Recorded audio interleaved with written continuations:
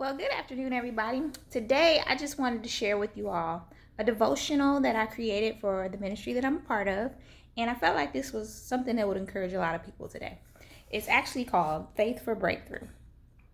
Many times in life, we experience disappointment, loss, and heartbreak.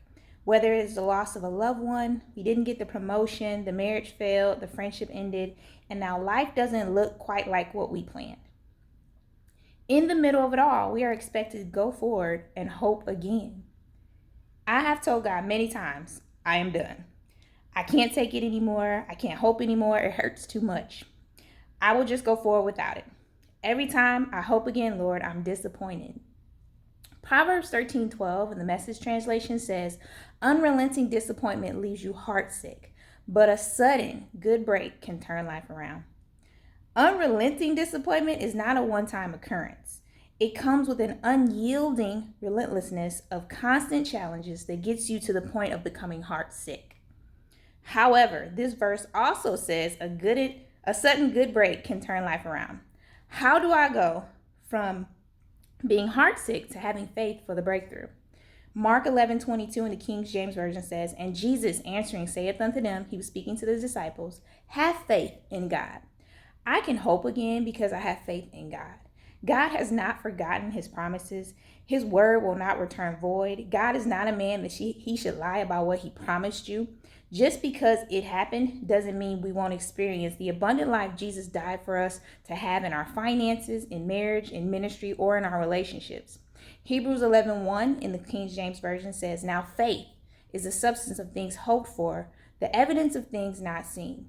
No hope means nothing will be seen. I have to hope, but not in myself, not in other people, or what I can do, but in God who promised me. God has not failed us. God didn't let us down.